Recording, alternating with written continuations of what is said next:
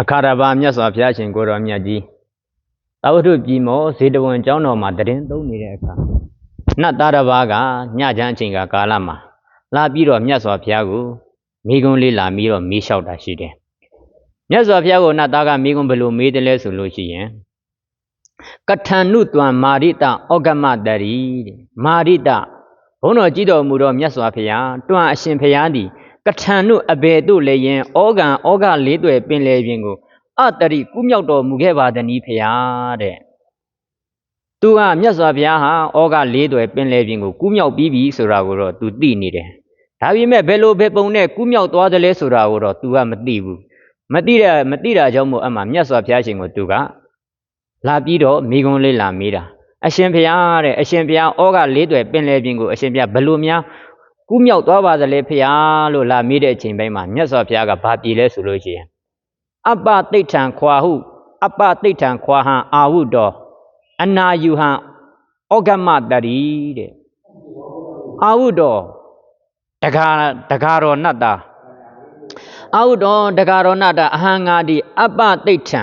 ရက်လည်းမရက်တည်နေပဲနဲ့တဲ့အနာယူဟံအားလည်းအာမထုတ်ပဲနဲ့ဩဃလေးတဲ့ပင်လေပြင်ကိုဩဂမတရီကူးမြောက်တော်မူခဲ့တယ်တဲ့အတရီကူးမြောက်တော်မူခဲ့တယ်တဲ့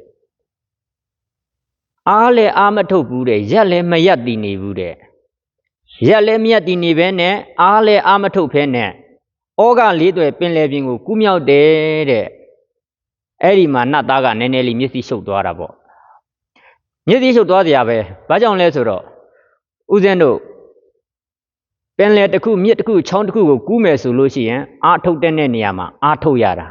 ဇွဲနဲ့မြင်းနဲ့အာထုတ်ပြီးမှသာလေဦးဇင်းတို့ကပင်လေပြင်ကိုကူးလို့ရမှာမြစ်ချောင်းအင်းအိုင်တွေကိုကူးလို့ရမှာရက်လေရက်တည်နေရမယ်တခါတလေကြာမှရက်တည်နေတဲ့အချိန်ပိုင်းတွေရှိတယ်။ကျွန်းလေးကျွန်းတွေ့ပြီဆိုရင်အဲ့ဒီမှာအမောပြေတစ်ခုခုရက်ရမှာတနေရာရာမြို့မှာရက်ရမှာဒါပေမဲ့ဒီမှာမြတ်စွာဘုရားပြောတာတော့ဩဃလေးတွေပင်လေပြင်ကိုတဲ့ရက်လည်းမရက်တည်နေပဲနဲ့အားလည်းအာမထုတ်ဖဲနဲ့ဩဃလေးတွေပင်လေပြင်ကိုကူးမြောက်သွားတယ်လို့ဖြေလိုက်တဲ့ခါကျတော့အဲ့ဒီမှာနတ်သားကပြန်ပြီးတော့မေးတာအရှင်ဘုရားတဲ့တပည့်တော်အရှင်ဘုရားပြောတဲ့ရက်အားလည်းအာမထုတ်ဖဲနဲ့ရက်လည်းရက်တည်မနေပဲနဲ့အားလည်းအာမထုတ်ဖဲနဲ့ဩဃလေးတွေပင်လေပြင်ကိုကူးမြောက်တယ်ဆိုတာကြီးကိုတပည့်တော်ကတော့မနားလေဘူးဖေဟာတဲ့ခုနပြောတယ်လို့အာထုတ်တဲ့အချိန်မှာအာထုတ်ရမှာရက်တည်နေတဲ့အချိန်မှာရက်တည်ရမှာအဲ့ဒီလိုမှသာလျင်ကိုလိုချင်ရာဟိုဘက်ကန်းကိုရောက်မှာဒါပေမဲ့မြတ်စွာဘုရားကရက်လည်းရက်မနေဘူးတဲ့အားလည်းအာမထုတ်ဖဲနေတဲ့ဩဃလေးတွေပင်လေပြင်ကိုကူးသွားတာဆိုတော့မြတ်စွာဘုရားကဘယ်လိုပြောလဲဘယ်လိုရှင်းပေးတယ်လဲဆိုလို့ရှိရင်ယရာခွာဟံအာဝုတောအာယုယရာခွာဟံအာဝုတောတန်ဒိဋ္ဌာမိဒရတုတန်တိဓာမိတဲ့ယရာခွာဟံအာဝုတောယရာအချင်းခါအာဝုတောငါရှင်တာယကအဟံငါသည်ယရာအချင်းခါ၌တန်ဒိဋ္ဌာမိယတ္တိနေသည်ဖြစ်အံ့တဲ့အဲ့ဒါလို့ယတ္တိနေရွယ်ဆိုလို့ရှိရင်ဒရတုထိုအခါ၌တန်တိဓာမိနစ်မြုပ်သွားလိမ့်မယ်တဲ့ရက်ဒီနေရင်နစ်မြုပ်သွားမယ်တဲ့ဒါအဲ့ဒီမှာဆိုတော့နည်းနည်းရှင်းသွားပြီရက်ဒီနေတဲ့လူဟာနစ်မြုပ်သွားနိုင်တယ်တဲ့ရက်သွားတဲ့ပုံကိုယ်တွေအခုလဲလောကမှာကုသိုလ်ကောင်းမှုတွေဒါနသီလသမာဓိပညာကောင်းမှုတွေလုပ်နေကြတဲ့ပုံကိုယ်တွေရှိတယ်အဲ့ဒါကိုကိုယ့်ရဲ့ဒါနသီလသမာဓိပညာလောက်မှာတင်းတင်ရောင်ရဲပြီးတော့မှဆက်ပြီးတော့အာမထုတ်ဘူးဆက်ပြီးတော့အာမထုတ်ဘူးတဲ့ဆိုလို့ရှိရင်နောက်ဆုံးအဝေစီတိနှုတ်မြုပ်သွားနိုင်သေးတယ်တဲ့ဦးဇင်းတို့ဒေဝရကြီးအေဒီဝိဒအဘိညာဉ်ရတဲ့ဒေဝရကြီးသူတရားကိုတကယ်လို့ရက်မနေပဲနဲ့ဆက်ပြီးတော့တရားအားထုတ်မယ်ဆိုလို့ရှိရင်ဆက်ပြီးတော့သူစ조사လိုက်မယ်ဆိုလို့ရှိရင်သူကရက်မနေပဲနဲ့ဆက်ပြီးတော့စ조사လို့ရှိရင်ရှင်ဒေဝရကြီးဟာနိဗ္ဗာန်ရောက်ဖို့ရအတွက်လမ်းပေါ်ရောက်နေပြီဒါပေမဲ့သူကအဲ့ဒါကိုဆက်မလျှောက်ဖဲနဲ့ရပ်ပလိုက်တာနော်အဲ့လိုရက်လိုက်တာကလည်းဘာကြောင့်ရက်လျရလဲဆိုတော့အိတ်သားတွေမစ္စရိယတွေမနာလိုမှုတွေဝန်တိုမှုတွေနဲ့သူကရှင်သာရိပုတ္တရာတို့အရှင်မမောက္ကလန်တို့အပေါ်မှာမြတ်စွာဘုရားကဣဒတိတိပေးတဲ့အချိန်လက်ဝဲတော်ရံလက်ရတော်ရံပေးတဲ့အချိန်မှာသူကငါလိုရောက်ဖလဲတော်တယ်ညီကိုလဲတော်သေးတယ်အမျိုးလဲတော်သေးတယ်ငါမှလည်းအိဒီဝိဒအဘိညာဉ်ငါမှလည်းဇန်တကုအဘိညာဉ်နဲ့ပြည့်စုံတဲ့ပုဂ္ဂိုလ်ပဲငါ့ကိုကြတော့မြတ်စွာဘုရားဟာဒီလိုနေရာမပေးဘူးဆိုပြီးမှ ရှင်သာရိပုတ္တရာတို့ရှင်မမောက္ကလန်တို့ကိုတွားပြီးတော့မှညူစုတာအဲ့လိုညူစုလိုက်တဲ့အိတ်တာမေစရိယတွေကြောင့်သူဆက်လို့လုပ်ရမယ့်အလုပ်တွေကိုမလုပ်ဖဲနဲ့ရပ်ပစ်လိုက်တာရပ်ပလိုက်တဲ့ခါကျတော့ဘဲရောက်သွားလဲဆိုတော့အဝိဇ္ဇိအထိရောက်သွားတယ်တဲ့ဒါကြောင့်မို့မြတ်စွာဘုရားရှင်ကအကျဉ်အခါမှာငါဟာရပ်နေမယ်ဆိုလို့ရှိရဲ့တဲ့နစ်မြုပ်သွားလိမ့်မယ်ဘယ်အထိနစ်မြုပ်သွားမလဲဆိုတော့အဝိဇ္ဇိအထိနစ်မြုပ်သွားနိုင်တယ်တဲ့ဒါကြောင့်မို့ပြည်တော်ပေါင်းသူတော်ကောင်းတွေကလည်းပဲမိမိလုပ်နေတဲ့ဒါနသီလတမာတိပညာကောင်းမှုတွေအပေါ်မှာတင်းတင်ရောင်ရဲပြီးတော့မှဒီမှာတင်ရပ်မနေသင့်ဘူးဦးဇင်းတို့လို့အလိုရှိရတောင်းတအပ်တဲ့မဲ့ဖို့နိဗ္ဗာန်ကိုရောက်အောင်ကိုကြိုးစားပြီးတော့သွားရမှာဒါကြမယ်တော့ရပ်မနေဘူးဆိုရဲအတိတ်ပဲ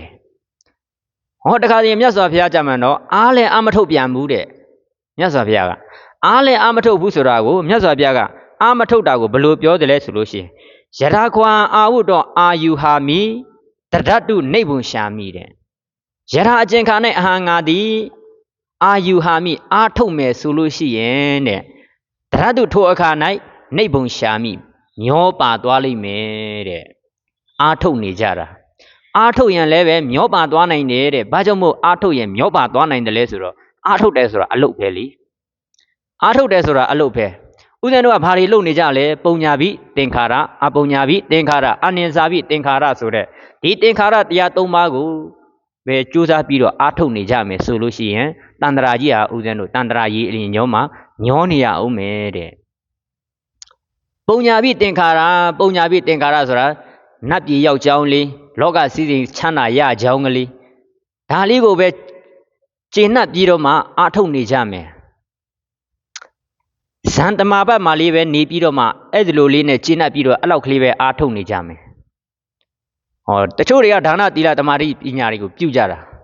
ဒါနသီလတွေပြုကြတယ်ဒါပေမဲ့ရည်ရွယ်ချက်ကတော့မတူဘူးမဲ့ဖို့နိဗ္ဗာန်ကိုရှင်မှန်းပြီးတော့ပြုတဲ့ကုသိုလ်မှသာလျင်အဆုံးဖြစ်တဲ့ဩဃလေးတွေပင်လယ်ဤဟိုဘက်ကမ်းဖြစ်တဲ့မဲ့ဖို့နိဗ္ဗာန်ကိုရောက်နိုင်မှာဖြစ်တယ်ဒါကြောင့်မို့ဒါနကောင်းမှုလေးပြုရင်လည်းပဲအဲ့ဒီလိုပုံညာပိသင်္ခါရလေးမဟုတ်ဘဲနဲ့တကယ်နိဗ္ဗာန်ကိုရည်မှန်းထားတဲ့ကုသိုလ်မျိုးဖြစ်အောင်ဦးဇင်းတို့ကကြိုးစားရမယ်ဟောတချို့တွေကြပြန်တော့လေအပုံညာပိသင်္ခါရတဲ့အပုံညာပိသင်္ခါရအကုသိုလ်တရားတွေနဲ့ပျော်ပြီးတော့အကုသိုလ်တွေလုပ်နေတာကိုပြောနေကြတာအပုံညာပိသင်္ခါရဆိုတာဘာတွေလဲဦးဇင်းတို့အရက်ဆိုင်တွေမှာအရက်တွေတောက်နေကြတယ်နွားတယုံတွေမှာနွားတွေတတ်နေကြတယ်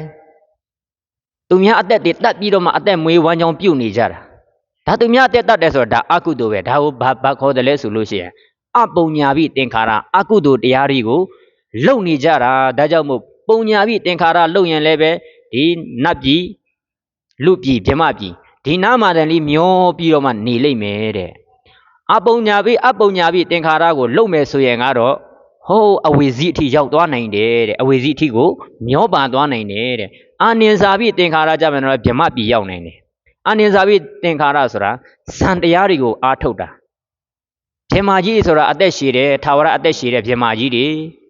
ထာဝရအသက်ရှည်တာဖြစ်တဲ့အတွက်ကြောင့်မို့ဗြဟ္မာကြီးတွေဟာအမြင့်မြတ်ဆုံးပဲလို့ဒီလိုယူဆထားကြတာအဲ့လိုလေးယူဆပြီးတော့မှဗြဟ္မပြည်ရောက်ကြောင်းဇန်တရားတွေကိုအားထုတ်နေဒါကိုအာနိစာပိသင်္ခါရတဲ့ဒါကြောင့်မို့ဒီသင်္ခါရတရား၃ပါးလေးကိုလုတ်ပြီးတော့မှလောကမှာကျေနပ်နေကြမယ်ဆိုလို့ရှိရင်ဒီသင်္ခါရတရား၃ပါးကိုကြိုးစားနေကြမယ်ဆိုလို့ရှိရင်ဒါဟာမျောပါကြောင်းတရားပဲတဲ့ဒါကြောင့်မို့ဒီသင်္ခါရတရား၃ပါးမှာမနေဘဲနဲ့ကိုလုတ်လိုက်တဲ့ဒါနသီလတမာတိပညာကုသိုလ်ကောင်းမှုတွေဟာ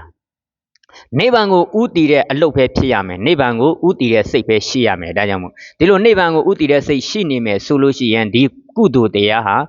ကိုလိုခြင်းနဲ့ဩဃလေးတဲ့ပင်လယ်ပြင်ဆိုတဲ့ဟိုဘက်ကမ်းကိုရောက်နိုင်တဲ့တရားပါလို့မြတ်စွာဘုရားလေးအဲ့လိုမြတ်စွာဘုရားအဲ့လိုရှင်းပြတယ်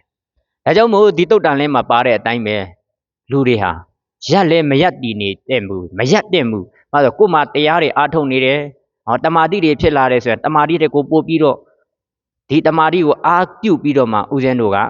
မိမိလိုချင်တဲ့အရဟတမေအရဟတဘုံရောက်အောင်သွားရမှာရက်လို့မရဘူးသောတာပန်ဖြစ်ရင်လည်းသောတာပန်လေးနဲ့ရက်နေလို့မရဘူးအနာဂံဖြစ်အောင်သွားမယ်တဂရဂံဖြစ်အောင်သွားမယ်တဂရဂံဖြစ်ရင်လည်းအနာဂံဖြစ်အောင်သွားရမယ်ဒါကြောင့်မို့ရက်လို့မရဘူးယဟန္တာမဖြစ်မဲ့ချင်းယဟန္တာဖြစ်တာတော့မှရက်မရက်နေကြဘူးနော်ဒါကြောင့်မို့ရက်လဲမရက်တည်နေကြဘဲနဲ့ပုံညာပိသင်္ခါရအပုံညာပိသင်္ခါရအာနိစာပိသင်္ခါရဆိုတဲ့သင်္ခါရတရား၃ပါးလေးကို အားထုတ်လို့လည်းမနေကြဘဲနဲ့မိမိတို့လိုချင်တောင်းတတဲ့မဲ့ဖို့နိဗ္ဗာန်ကိုမိမိလုပ်တဲ့အလုပ်ဟာမဲ့ဖို့နိဗ္ဗာန်ကိုဥတည်ထားတဲ့အလုပ်ကိုဖြစ်ပြီးတော့မိမိတို့လိုချင်တောင်းတတဲ့မဲ့ဖို့နိဗ္ဗာန်ကိုဘုဘဝဒိုးဒိုးဖြင့်ရလွယ်ရောက်လွယ်မျက်မှောက်ပြုလွယ်နိုင်ကြပါစေ